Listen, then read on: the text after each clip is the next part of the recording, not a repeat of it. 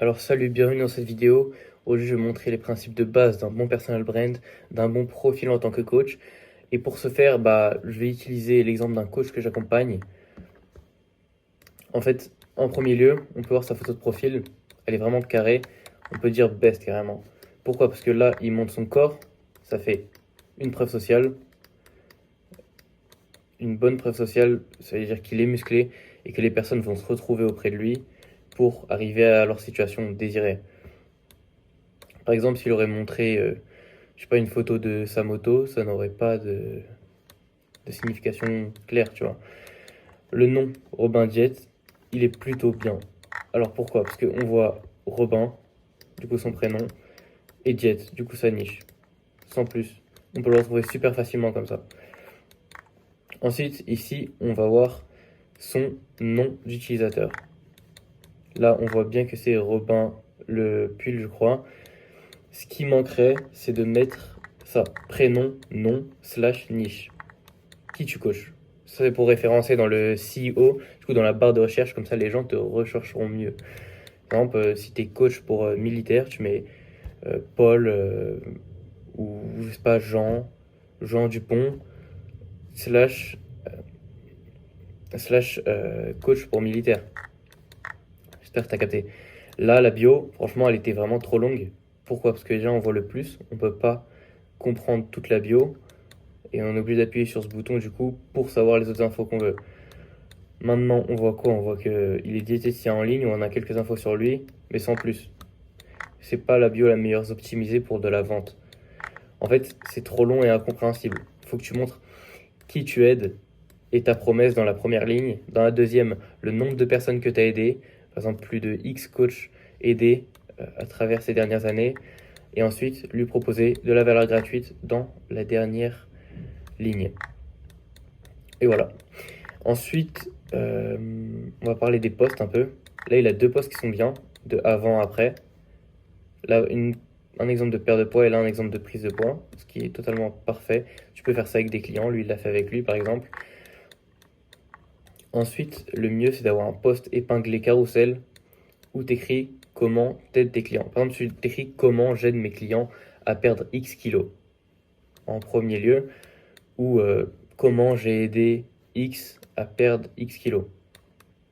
Ensuite, tu vas faire la présentation un peu de ta méthode. Enfin non, d'abord, tu vas montrer son avant, pourquoi il stagne, qu'est-ce que ta méthode a changé et comment ta méthode peut les changer. Ensuite, de la social proof, du coup, des avant, des après.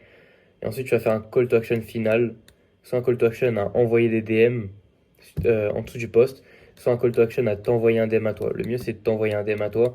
Comme ça, tu sais qu'ils viendront de là, tu vois.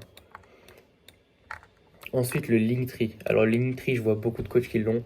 C'est vraiment pas efficace du tout. On se perd. C'est totalement naze, en fait. Tu as premier lien, par exemple, j'en vois, ils ont coaching. Deuxième lien, programme X. Troisième lien, programme X. Quatrième lien, programme X. Cinquième lien, e-book sur truc.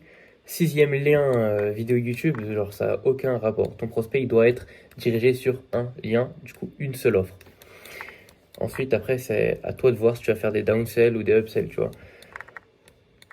Ensuite, on va parler un peu des stories à la une. En fait, il faut quoi? Il faut pas autant de stories à la une. Là, il y en avait trop. Mes livres, lifestyle, prise de masse, street workout, performance. Et même une story pour ses 22 ans. J'avoue, c'est bien, mais il y a un peu de trop, tu vois.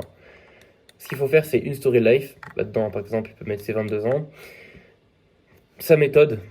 D'ailleurs, je vais expliquer comment faire cette story-là. Faire cette story-là, il te faut un premier post où tu vas dire qui tu es. Tu vas un peu te présenter en un post, quoi. Ce que tu as déjà essayé, avec une photo de toi, une photo avant. J'ai essayé X trucs. Et ensuite, tu vas mettre de la social proof. Du coup, te dire que tu t'es repris en main grâce à tes expériences vécues. Et grâce à tes expériences vécues, que tu as créé une méthode. Et c'est pour ça que tu es légitime à créer cette méthode, justement. J'espère que tu as bien compris.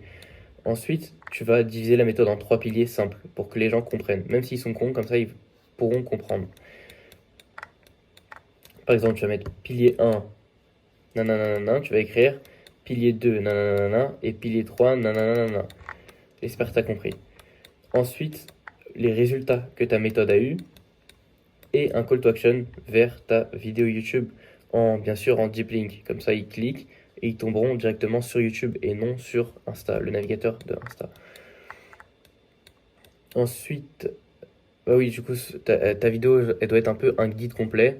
Je pourrais faire une vidéo là-dessus, concrètement, sur comment ça structure la vidéo qui doit être en lien dans ta bio ou en fin de story.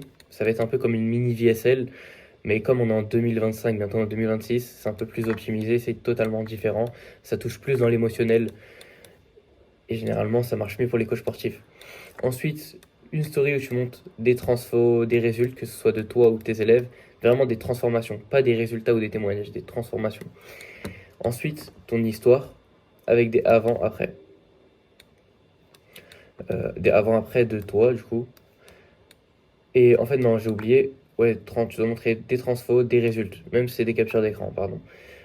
Tu peux montrer aussi plusieurs captures d'écran, des résultats clients, des avant-après de tes clients, ce qu'ils ont pensé de tes clients, tout, qu'est-ce qui regroupe la satisfaction client, doit être dans une story.